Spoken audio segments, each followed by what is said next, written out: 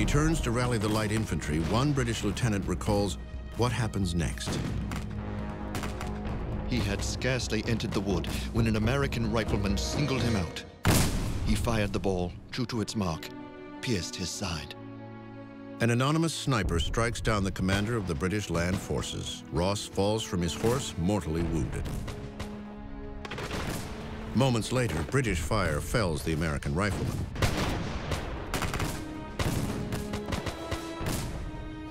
Growing weaker, Ross issues his last order. He yields command to Colonel Arthur Brooke, then dies. News of Ross's death quickly spreads through the ranks. Midshipman Robert Barrett expresses the shock shared by many in the British invasion force. I can vouch that the lamented Major General Robert Ross was regarded by all ranks as a chivalrous hero whose humanity and bravery were equally conspicuous, and that his memory will never die in the regiments he so often led to victory. The sniper's name has faded into history. With one shot, he would never know how he had changed the course of the War of 1812. The tragic death of Ross affected the British Army in a very significant way. He was a known quantity. They knew what they could expect from him, and they trusted him. The British Army at this stage were in something of a quandary. For the British, Major General Ross's death means more than just losing a leader. What was once an invincible juggernaut has experienced the first chink in its armor. Imagine if Eisenhower had been shot the day before D-Day. That's what happened here. Ross was killed by a sniper, and the organization went into shambles. Men who really loved that general weren't so quick to turn to his replacement for leadership. Had he lived, Ross might have emerged as the battle's most well-known figure.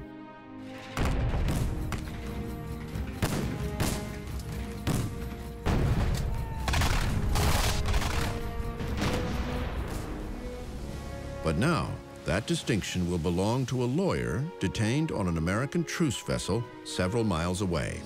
His name, Francis Scott Key.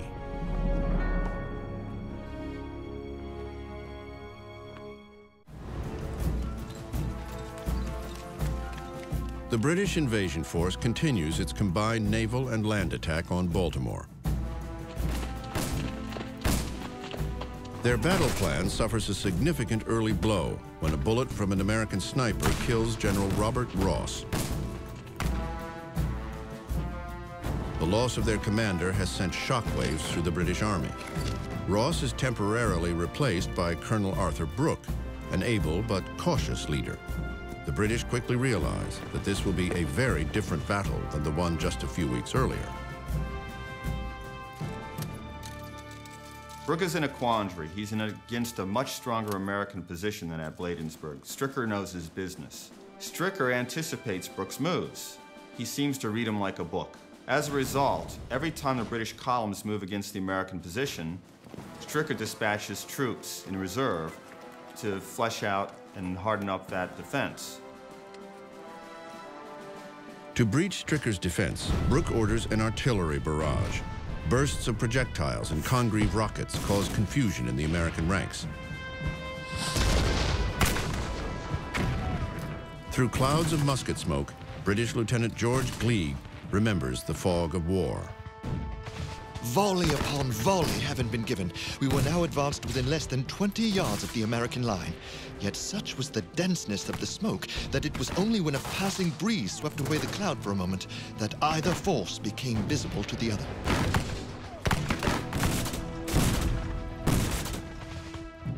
Stricker, seeing his line threatened by oncoming British forces, calls for a retreat. But unlike the militiamen who scattered at Bladensburg, he retires his troops in good order to the very outskirts of Baltimore. Meanwhile, in the harbor, Major George Armistead, the commander at Fort McHenry, views the approaching British fleet from the ramparts. Prepare to fire!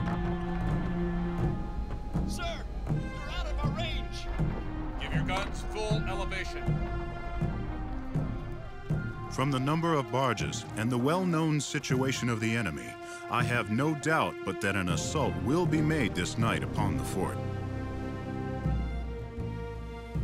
Aboard the 50-gun frigate HMS Surprise, Captain Edward Codrington reflects the confidence of the British Navy in a letter to his wife. The work of destruction is now about to begin, and there will be many broken heads tonight. The bomb vessels, brigs, the frigates are all pushing up the river with an eagerness which must annoy the enemy, I presume as much as it delights me. Dawn, September 13th. The bombardment of Fort McHenry commences.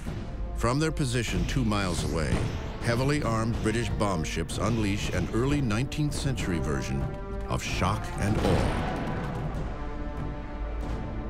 This is the most powerful, destructive force known to man in 1814. 1,500 of these are thrown at the fort, exploding 190-pound cast-iron bombs.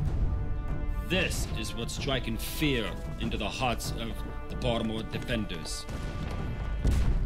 Miles from Fort McHenry, the citizens of Baltimore feel the power of the British artillery volleys. A local newspaper reports.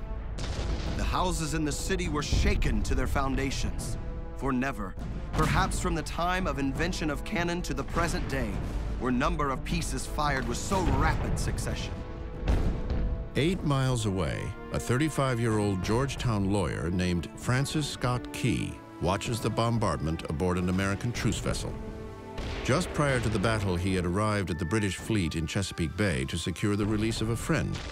But before they can leave, the bombardment of Fort McHenry begins, and they're trapped. Key now finds himself in the middle of the storm.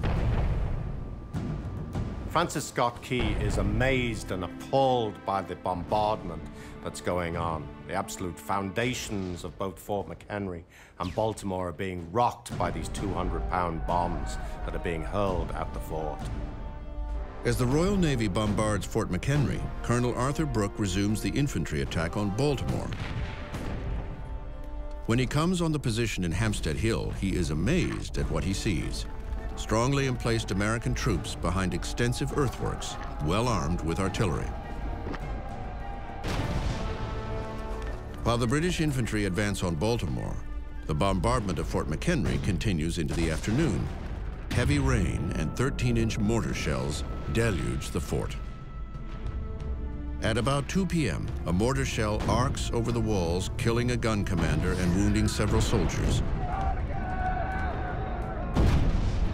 Private Isaac Monroe recalls the devastation inside the stronghold.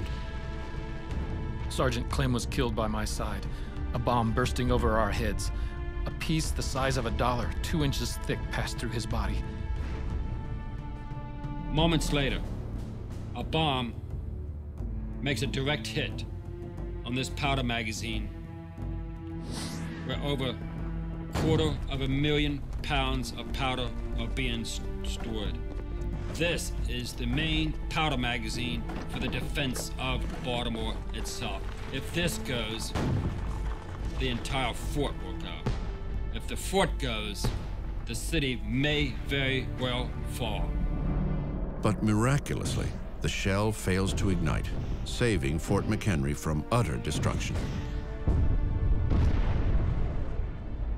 Despite the unprecedented onslaught, American troops inside the fort counter the attack with lethal force of their own. By nightfall, the bombardment has lasted more than 12 hours. The sky over Fort McHenry is ablaze with lightning and rocket glare, as deafening thunderclaps and artillery blasts shake and rattle all of Baltimore. One U.S. Marine is awestruck by the dazzling but deadly sound and light show. I think the handsomest sight I ever saw was during the bombardment, to see the bombs and rockets flying. An order comes to extinguish the lights in all of Baltimore to prevent the British from seeing any strategic landmarks. Now, only the periodic flashes of lightning and exploding rockets illuminate Fort McHenry. Inside, Major Armistead and his men know they must hold out. The fate of the city, perhaps the nation itself, is in their hands. The only way Francis Scott Key and the people of Baltimore will know if they're successful is if the flag above the fort still waves. They watch, hope, and wait. Throughout the night of September 13, 1814, the British Navy keeps up its bombardment of Fort McHenry in Baltimore Harbor. One British midshipman recalls the relentless artillery attack. All the night, the bombardment continued with unabated vigor. The hissing of rockets and the fiery shells glittered in the air, threatening destruction as they fell. Whilst to add solemnity to this scene of devastation, the rain fell in torrents. The thunder broke in mighty peals after each successive flash of lightning. Inside the fort, with the smaller storm flag now flying above, Major George Armistead's men return fire. The only means we had of directing our fire was by the blaze of their rockets and the flashes of their guns.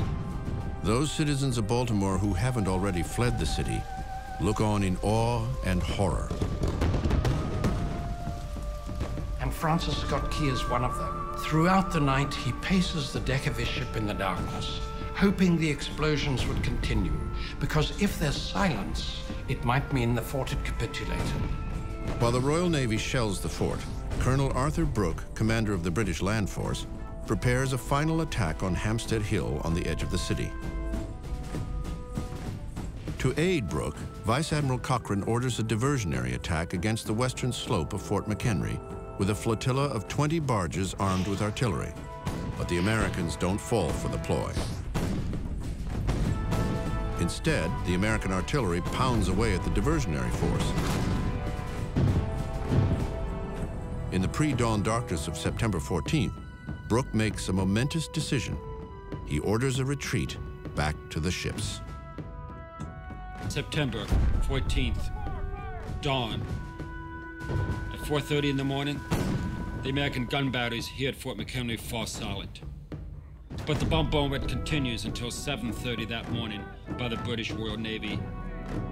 And then after 25 hours of intense bombardment, silence covers the waters of the Patapsco River and Baltimore Harbor. That silence follows the order to stop the bombing of Fort McHenry. The nighttime flotilla operation had failed. All the while, the ragged, rain-soaked storm flag still waves defiantly over the fort's ramparts. Cochrane understands that to continue fighting is futile.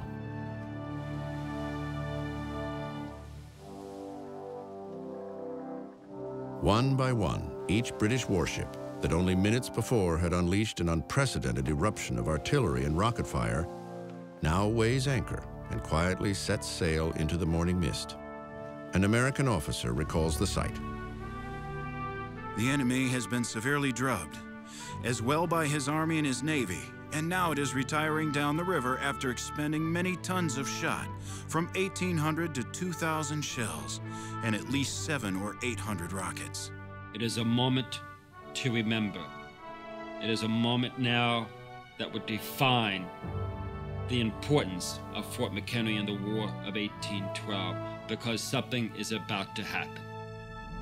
Major Armistead quickly replaces the tattered storm flag by hoisting, as one British observer noted, a most superb and splendid ensign on the battery.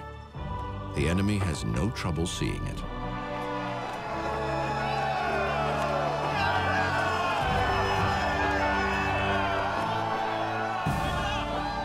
But gradually, the morning mists began to clear, and once more Key makes out the stars and stripes still flying above Fort McHenry.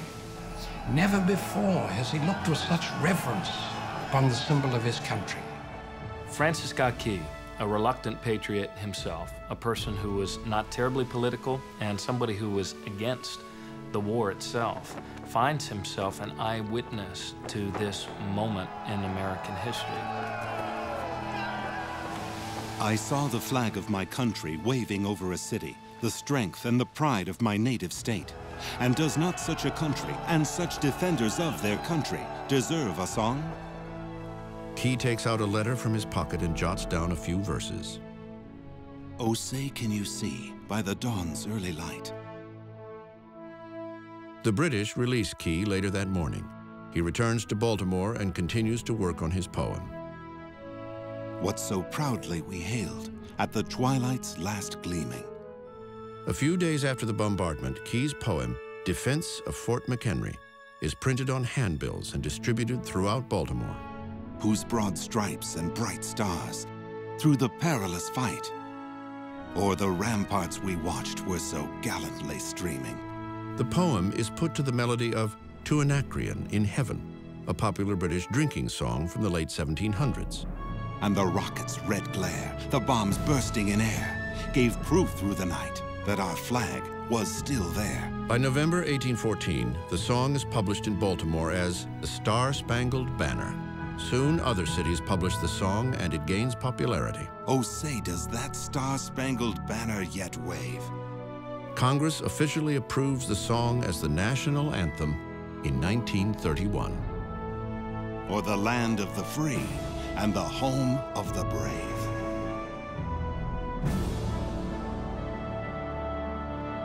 The night of September 14th, 1814, fireworks again explode and light up the sky over Baltimore, this time in celebration. So there were huge celebrations, fireworks and dancing, and the best letter that was written at the time came from a lady in Philadelphia who wrote to her father, and she said, "Papa, there are loud huzzahs, that's hurrahs, in the streets. General Ross is killed, Baltimore is saved." There were fears, she wrote in another letter, that the Americans might have to swear allegiance to the British crown again. That's how high the stakes were to some people. But an entire ocean away from Baltimore, a major development takes place that will affect the course of the war. British and American representatives begin peace talks in Ghent, Belgium. The first efforts to negotiate happened in the middle of 1813 when the Russians agreed to mediate a settlement between Britain and the United States. That didn't amount to anything. Madison had the commissioners stay in Europe and try to work on peace some other way. Both sides want to negotiate from positions of strength. To counter the growing American momentum, British Vice Admiral Cochrane plans an assault on New Orleans, the gateway to the North American interior. A victory there would allow the British to link up with Canada and control the United States from the north, south, and west. But one man stands in their way. His name is Andrew Jackson.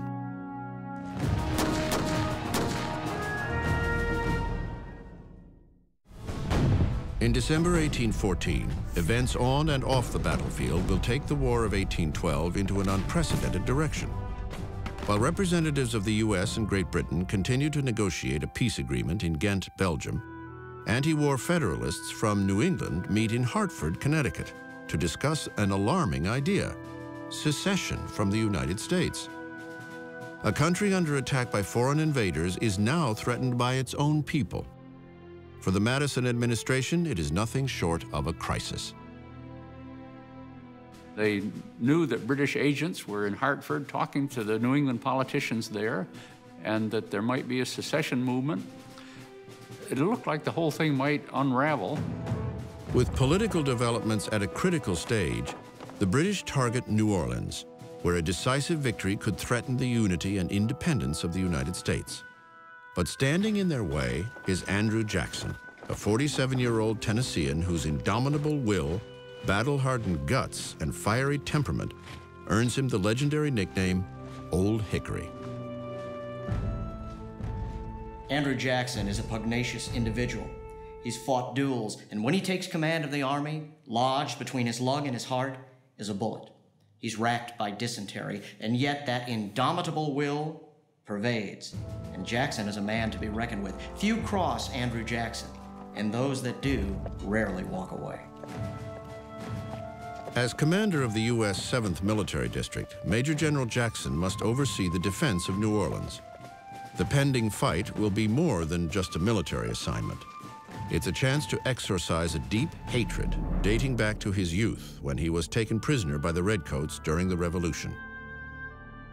Some say it comes from the scar on his face inflicted by a British officer with his saber. when Jackson refused to clean his boots, but it's deeper than that. Both his brothers and his mother have died of disease, the result of the brothers' captivity in Great Britain's hands. As Jackson's hate for the British grows, he begins looking for payback, and the War of 1812 offers the opportunity for that payback. Jackson expressed this feeling to his wife, Rachel, at the beginning of the war. I owe to Britain a debt of retaliatory vengeance. Should our forces meet, I trust I shall pay the debt. But Jackson's thirst for revenge was about to clash with an unexpected adversary, the President of the United States, James Madison. Think of these two men, Jackson and Madison. Physically, they're so different. Jackson's really tall and dynamic and vigorous military leader, and you've got Madison, who's brilliant, formally schooled, very erudite. They couldn't be more different in the way they work with other people and just the way they look. Earlier that year, Madison had opposed Jackson's promotion to general, which was done without his consent. But despite Madison's personal dislike of the renegade, Jackson is the only man who can save New Orleans. Jackson arrives in the city on December 1st, 1814. He boldly promises to drive their enemies into the sea or perish in the effort. He acts immediately to organize the city's defenses. At once, all was bustle at New Orleans, wrote one resident. Jackson was untiringly active. Following his lead, New Orleanians of every ethnic background and social class unite to prepare for the defense of their city. Even men from as far away as Kentucky poured into the area, ready to fight. While New Orleans bustles before battle, Jackson recruits an army, illustrating the magnetic power of his charisma. Andrew Jackson is one of the most dynamic Americans in the entire history of the country. This is a man who, by sheer force of personality, can galvanize the ordinary man in the street to take up arms and have the vigor of a professional soldier. He literally got people off the street to help defend New Orleans, and it was the sheer dynamism of his character. If ever a diverse force had been collected to defend the United States of America, it is at New Orleans. Regulars, frontiersmen, volunteers, French-speaking Creoles, Indians, pirates. A truly diverse and almost motley accumulation of men.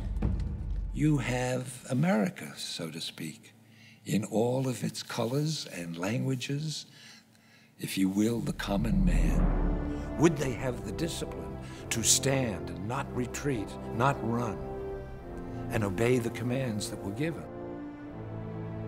Jackson will soon find out the answer.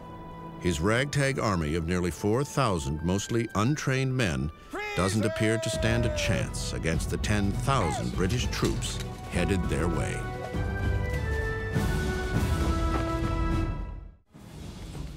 By December 1814, the British invasion force has a new commander of ground forces, Major General Sir Edward Pakenham. Sir Edward Michael Pakenham is one of the most popular officers in the British Army. He's won a great reputation wherever he served. So this is a man who the troops really look up to. On December 12th, fishermen sight the British Armada at the entrance to Lake Bourne. When the news reaches New Orleans, citizens panic, but Jackson doesn't. Instead, he puts the city in lockdown. Establishing some kind of order so that a resistance could be established against an invader necessitated, in his mind, the declaration of martial law. Because he really thought that the native population would cooperate with the British, would just say, take over the city, don't burn it, please. Don't do anything, that would harm us. And Andrew Jackson was determined, I think, to burn the city himself if necessary. But he wanted those people to stand with him, behind him, to repel the British invasion. On December 14th, as the British advanced towards New Orleans, they engage a small American gunboat flotilla on Lake Bourne. Outnumbered and outgunned, the Americans stand and fight until nearly every man is killed, wounded, or captured. The action slows, but does not deter the juggernaut. An advance column sludges through swamps and bayous until it reaches the Villeray plantation, about 8 miles from New Orleans. First, the British capture several members of the local militia. Then they decide to wait for the main body of the force to catch up, instead of heeding the advice of their officers to press on and take the defenseless city by surprise. It's a mistake they will soon regret.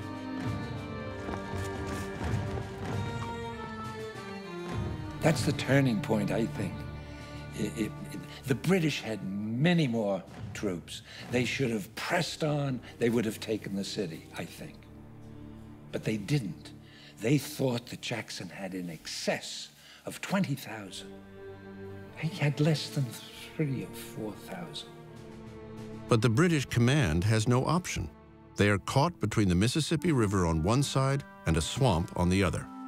The only way now is to go straight ahead. So they have to hit the American lines, hit them hard, break the line, and get through. And Jackson is determined to hold that line. And rather than wait for the British to attack, he attacks them first. By the eternal, they shall not sleep on our soil, Jackson declares when he learns the British are only a few miles away. He immediately orders a force of some 1,500 men to ambush the British camp. The 14-gun Carolina parallels the infantry as it sails down the fog-shrouded Mississippi towards the unsuspecting enemy camp. December 23rd, 7:30 p.m. With only the light of the British campfires to guide them, the guns of the Carolina open fire. The attack, remembers one British soldier, catches the camp completely by surprise. Flash, flash, flash came from the river. The roar of the cannon followed, pouring a perfect shower of grape and round shot into the camp. Following the Carolina strike, the American infantry attack. The fighting in the fog and smoke becomes intense and chaotic.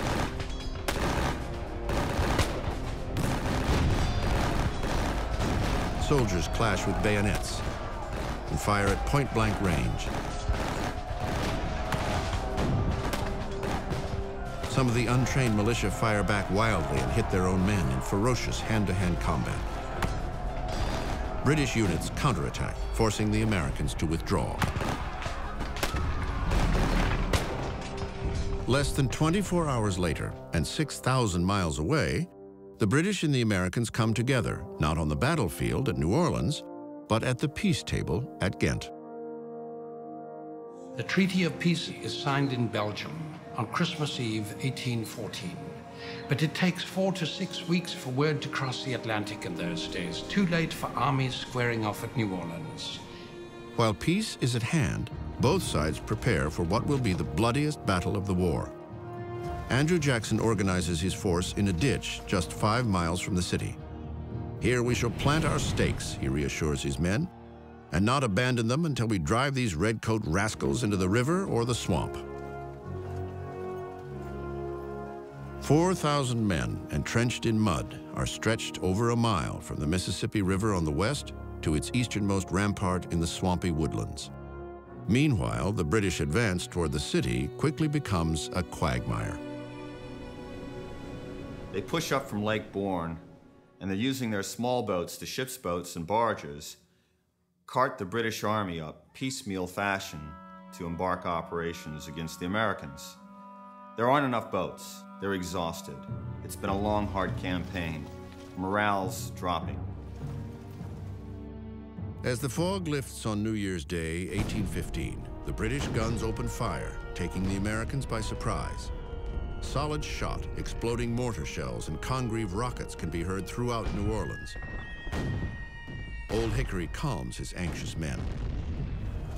Don't mind those rockets. They are mere toys to amuse children. The American gunners immediately return fire, and artillery rumbles for the next 3 hours. But the hastily assembled gun emplacements cannot protect the British. One by one, their artillery pieces fall silent, some nearly out of ammunition. A British soldier expresses his dismay. Even this artillery attack, upon which so much reliance had been placed, was found to be of no avail. Although the artillery attack has failed, General Pakenham believes he can still smash Jackson's line if he uses his most powerful tactic, a full-out charge on the city. But Jackson will be ready for him, setting the final stage for the Battle of New Orleans.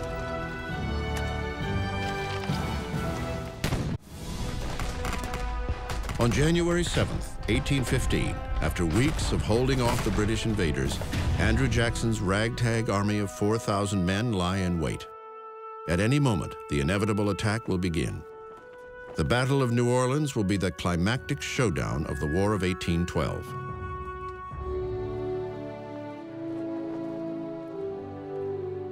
As the evening of January 7th appears, the men behind Line Jackson know that an attack is imminent. They can hear the sounds directly in front of them, and yet their morale is extremely high because in their mind, they have beaten the British twice. And they feel themselves almost invincible, each man relying upon that piece of wall that he himself has constructed. And it is their morale, coupled with good luck, which will turn the tide of the battle. Just outside the city, thousands of reinforcements led by General Pakenham intend to overwhelm the Americans with sheer numbers and take advantage of a glaring weakness in their defense. Jackson's line appears weakest on its flanks. They can be easily turned, or at least so it's thought. And if those flanks can be turned, the American line will disintegrate and be rolled up and become untenable. Pakenham devises a well-coordinated attack along the American line. Nearly 1,000 men will cross the Mississippi on the west bank, attack the American artillery batteries, and turn the guns on Jackson's own men. With the West Bank taken, General Pakenham can begin his main attack. He has 3 columns. On his left, General Keane will create a diversion. On his right, General Gibbs will have the main column of attack and will have the job of storming over Line Jackson and taking that position. Down the center, General Lambert will bring up a column of reserve. He'll be there to throw his weight behind whatever action needs more troops. Pakenham's plan is aggressive, but it's too complicated. He's got too many columns moving forward, and everything has got to be timed to perfection.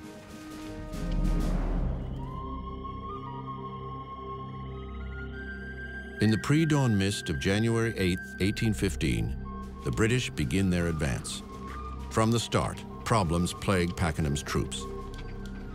The muddy riverbanks slow the launching of the attack force. Once in the water, the swift current sends some boats too far downstream before they can reach the west bank. By the time they make it across the river, it will be too late to effect the battle. Elsewhere, the 44th Regiment, part of the main assault force, blunders.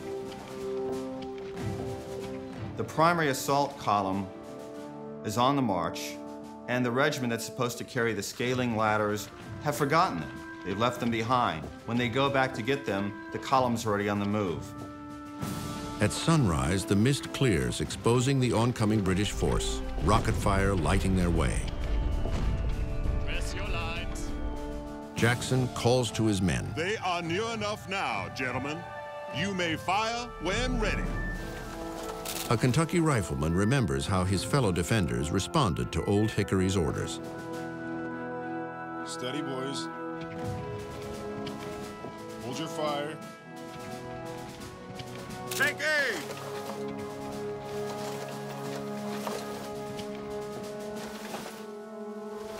Fire!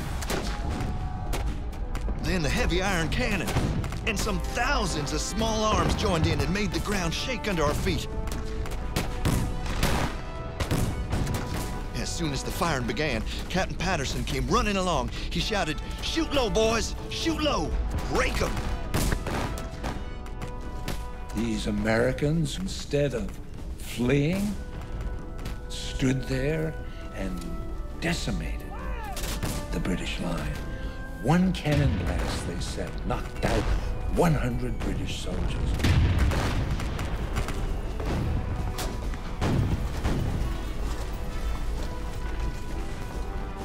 Second rank, advance! And the Americans fired right into the faces of these men. It was like roaring hell, said one commentator. The confusion in the British ranks spreads among one column led by General John Gibbs. Instead of rushing the Americans head-on, they pause to return fire, including the 44th Regiment.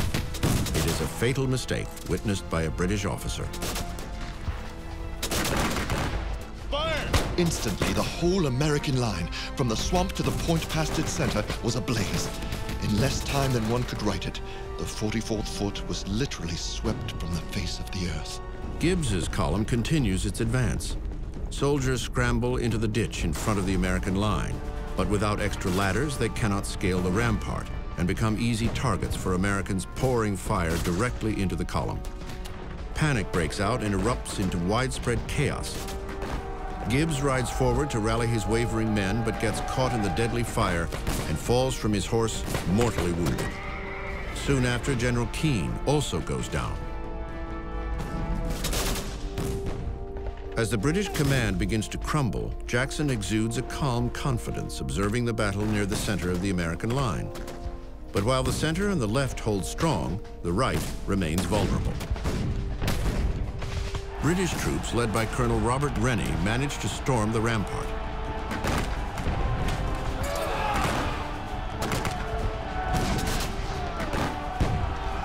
Bayonets clash and gunshots fire at point-blank range in hand-to-hand fighting. At this crucial point in the battle, the British have their best chance to break through the American line. But without reinforcements, Rennie is a dead man as soon as he begins his charge. The commanders of the two primary columns have been mortally wounded or killed. Other field officers are dead. There's no one left to command. Pakenham moves forward to try and rally retreating troops. He's hit in the knee. His horse is killed. His aide gets him another horse. But another round of grape shot rings out. He's hit. This time, it's fatal. He's hit through the arm and the spine. He's hit in the lungs, and he falls to the ground, dying. The British Army has lost its commander. In just 20 minutes, the British High Command has been obliterated. The survivors realize they will never reach New Orleans and halt the attack. Improbably, Old Hickory's ragtag army has just trounced the world's best fighting force in little more than 2 hours. When the battle was over and Jackson came out to see, the carnage, there were some men on the bottom, on the ground, who were still alive, and their arms and legs started to come up through the bodies of the men who had fallen on top of them. And Jackson said it reminded him of the resurrection, when the dead will rise from their graves. It was quite a scene.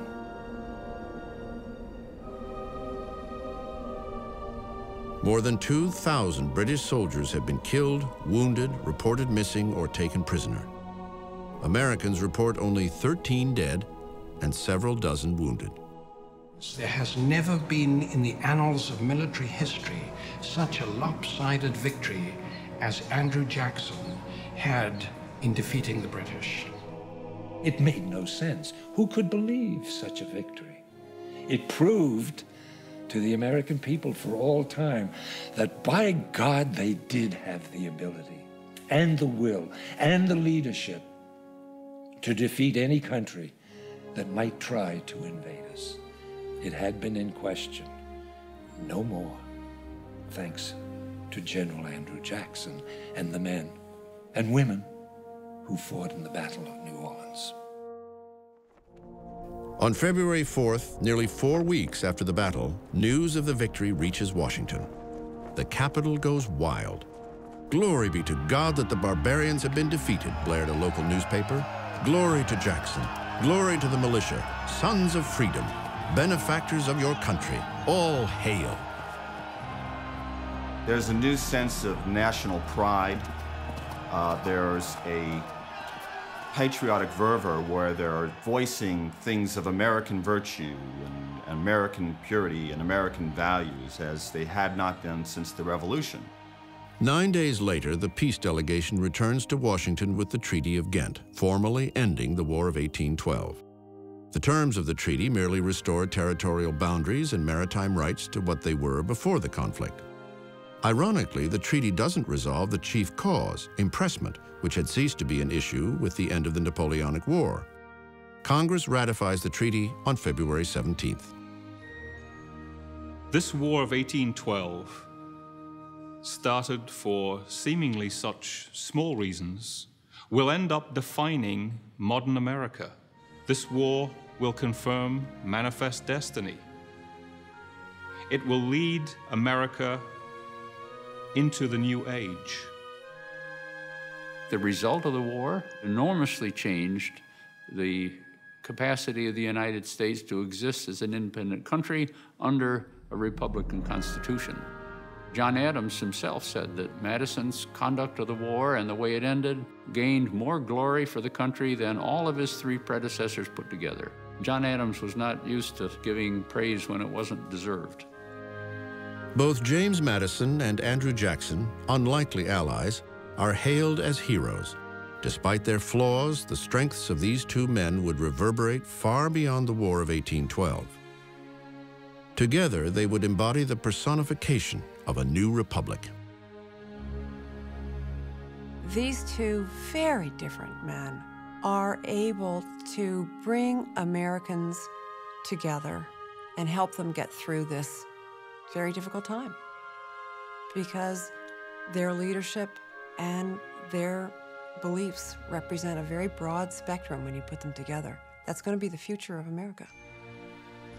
News of the victory spreads a euphoric nationalism throughout the country. But not everyone is celebrating.